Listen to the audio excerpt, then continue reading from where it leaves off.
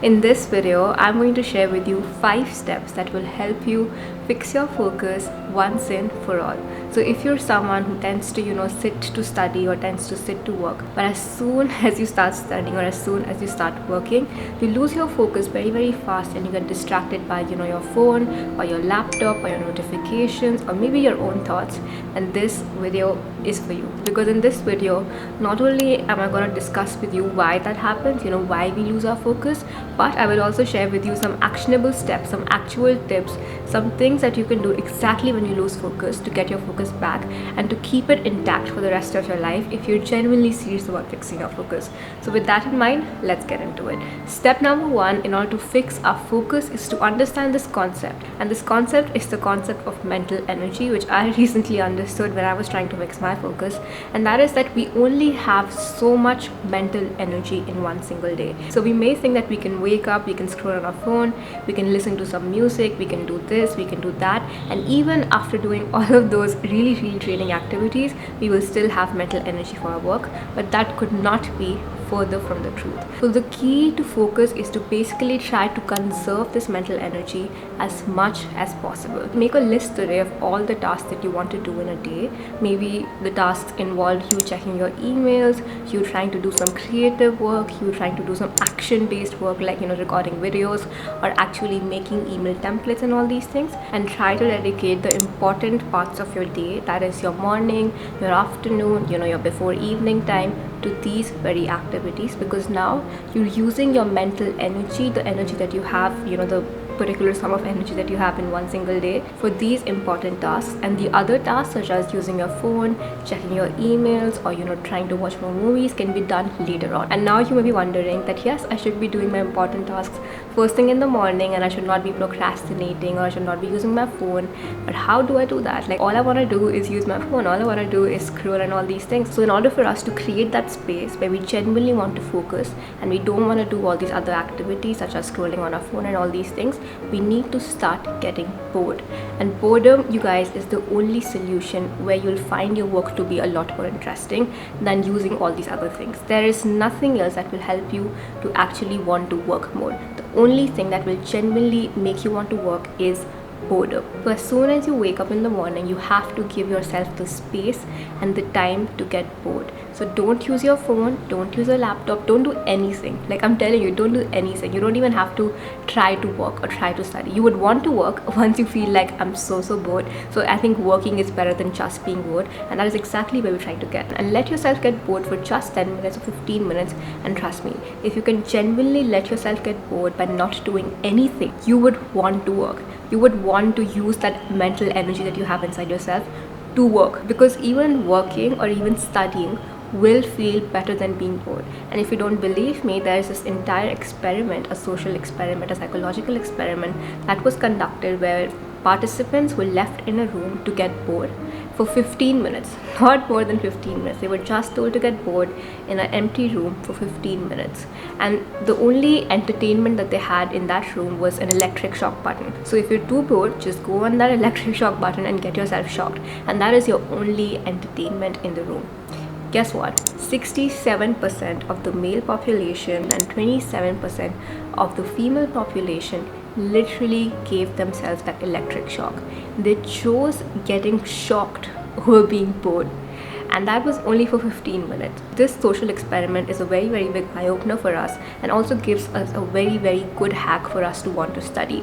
Even studying or even working will feel better than being bored. And if you can just allow yourself the space to be bored for only 15 minutes, you are giving yourself a good 1 or 2 hours of work. And with that in mind, let's move on to step number 2. Step number 2 is to break that intuitive habit of us always wanting to check our phone or always wanting to do something else whilst we're working. So how many times has this happened with you that you're working on your laptop, you're doing something, and then you're just like, you know what, let me just go and check my Instagram real quick, or let me just reply to this message that I just got, or let me just do this, or let me just do that. And while we may think that this thing is so tiny that we're just checking our phone for 5 minutes or trying to reply to an email really quick, these bad habits are the very reason that break our focus. So we want to eliminate this urge to check our phone as much as possible. And to do that, we need to understand where this urge comes from and how we can break this habit. So any habit is formed by 3 factors. And if you've been watching this channel for long enough, you already know this. And that is, to make a habit, you just need 3 factors. The first factor is a cue, and that is the cue to do that certain behavior. So here our cue is the notification that we get, or the email that we get, or the Instagram request that we get, or the message DM that we get, and all these things. All these things will come under our cue. So when you're working, you get this cue, you get this notification, and that habit starts to fall into place. It's not even in your control. The moment you get that trigger, the moment you get that cue, you will perform that action. And that is, you start checking your phone, you start scrolling, you start doing all these things, and as soon as the routine is done, you get a reward from it. And the reward that we get from checking our phone or replying to these messages is dopamine. Dopamine is this feel-good hormone that our body releases, and because that feel-good hormone feels so good, we get so satisfied with the reward that this habit loop gets stronger and stronger each and every single time. And now it has become so strong that we don't even have to think about it.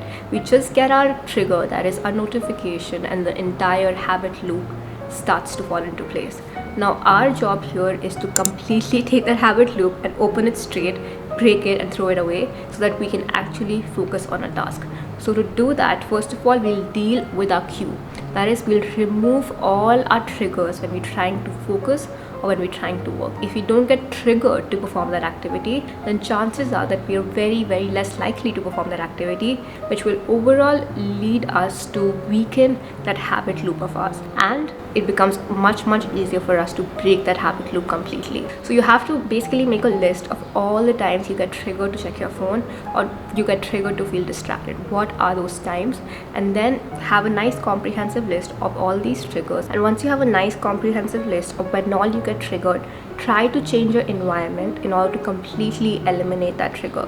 So one of your triggers is obviously that you get notifications and you want to check your phone and all these things, and definitely go to your phone setting app and turn off all notifications. If you don't get triggered that way, you won't really be having that need to check your phone. The second thing will be, you'll turn your phone on silent mode or do not disturb mode. Again, that is a prevention mode for us to not get triggered very often. And then also try to think about your personal triggers. One of my triggers is that when I'm studying or when I'm working, I have this urge to want to listen to music, and I feel like whenever I listen to one song, I am not stopping after that, and then I keep on listening to music, and then I get distracted and I can't work. So that is one of my personal triggers. A lot of people don't want to listen to music, so that can't be their trigger. So for me to deal with that trigger is I have to completely sort of delete my Spotify, or I have to get some website blockers or some app blockers, so that when I'm studying I cannot access my Spotify, access my YouTube, so that I don't listen to music and get distracted. And now, because I cannot access Spotify or because I cannot access YouTube, I don't have anything better to do, because boredom is worse than not working. So I will work. And that is exactly how we condition our mind to break that habit loop. And the second thing that you can do is, as soon as you get triggered to do that thing, like as soon as I get triggered to want to listen to more music, I will change my routine. My routine usually is I get triggered to listen to music, then I open my Spotify and then I listen to more music. I will sort of eliminate that and I'll make a new routine. Now I'm trying to put a new routine in front of my trigger. My trigger is to listen to music, but instead of actually listening to music, my routine is that as soon as I want to listen to music, I sit down and I breathe. And that is my routine. You see how I changed the routine from listening to music to not listening to music and breathing, and I'm trying to make a new better habit loop. And if I do this properly for at least a month or 2 months, this new habit loop will be formed. And now whenever I'm trying to focus and I want to listen to music, instead of listening to music, I would actually want to breathe and want to relax, and that will be my new habit loop. And if you reach a stage where your discipline is so high that no bad habit can literally affect you, you don't even have to worry about focus, because now being focused is your default state. Now being distracted is not your default state, and that's exactly where we're trying to get. The next step is also one of my recent realizations, and that is that you will automatically become super focused at your task if Everything else is super boring. So make a list of all the things that are a distraction for you. Maybe Instagram is one of that distraction for you. So go to Instagram and try to unfollow all the accounts that you're following solely for entertainment purposes. So maybe you're following some meme pages, some comedy pages, some, like quote pages, or some pages that are just funny, some movies pages and all these things. And I know that, it's like you lack culture there, or you lack art and all these things. But sometimes this is very, very important if you're trying to fix our focus.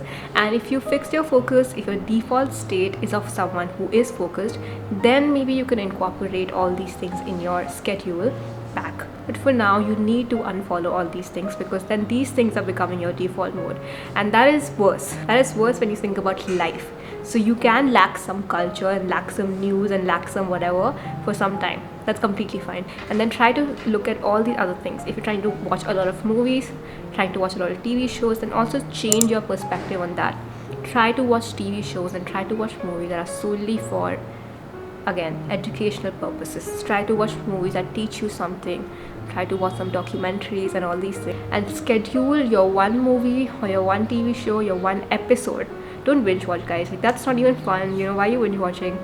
Take it slow and watch one episode of that thing at night as a reward for yourself. The satisfaction that you get from watching that thing as a reward is so good. That show becomes a lot more interesting, a lot more fun, because now you feel like you've earned this, and your entire day becomes so productive, because everything else seems super boring in the day. And the second thing is that we'll also try to make our work or our studying time as fun as possible. To do that, you can maybe organize a desk for yourself, like a pretty desk where all you do is work, and make it so appealing for yourself that you want to sit on that desk and work. Maybe you can add some quotes over there, like some working hard quotes, or some being productive quotes, or some having big dreams quotes. Maybe you can put your favorite, like paperweight over there, and maybe you can put some flowers and all these things, because you want that space to look clean, you want that space to look neat, and you want to sit in that space as much as possible. So the last step that we need to incorporate in order to fix our focus completely is to learn to delay instant gratification as much as possible. So we have this urge of trying to satisfy that craving of ours as soon as possible, satisfy that urge to do something as soon as possible. And because we always let ourselves fall into that trap of trying to satisfy that craving, trying to satisfy that need as soon as possible, we sort of fall into our own little trap. And if you can genuinely learn to delay that urge, maybe delay that urge of checking your phone, delay that urge of trying to be distracted, delay that urge of having sugar, delay that urge of watching another episode of that TV show, the more you can delay that urge, the better and better your focus will get. So in order for us to do that, we follow the 10-minute rule. So whatever urge you get from now on, be it anything, not even focus related, be it the urge to have an ice cream, the urge to check your phone, the urge to watch another TV episode, you will apply the 10-minute rule. That is that you'll wait for 10 minutes. You'll be like, okay, I will satisfy this craving of mine, but I will do so only after 10 minutes. The thing is that we don't really want to watch it, or we don't really have to check our phone, but it's just that urge, right? And it's just that trigger. So if you can genuinely wait for 10 minutes before actually checking your phone, you will realize that you don't really want to check your phone. After 10 minutes, that urge won't even hold true. You will get distracted again, and you will be focused on your work, because you didn't really want to check your phone in the first place. All you wanted to do was you wanted to satisfy that craving of yours, and because you delayed that craving for 10 minutes, you didn't feel that craving anymore, and now you don't get distracted as much. So basically apply this 10-minute rule to anything that you're doing, and you'll automatically have this sort of relaxation on your instant gratification. And the more you can have this relaxation on your instant gratification, the better and better your focus gets. And then one day your soul power, your willpower, your discipline will increase to such a level, being focused will become your default stage. And that is exactly the objective of this video. So if you're interested in content like this, content about productivity, content about self-improvement, about life, about meaning, essentially about making this life your best life possible, then this channel is for you. So definitely hit the subscribe button down below, because I make videos about all these amazing things, and it'll be nice to have you inside this fam that we have. And since I spoke a little bit about making work very fun, making work very interesting, I actually have a full video on how you can make your work, or you can make your studying literally as addictive as social media, so that you actually want to work more instead of you wanting to use a social media more, which you can check right here. So thank you so much for watching this video. Hope you have an amazing day, and hopefully I will see you on my next one.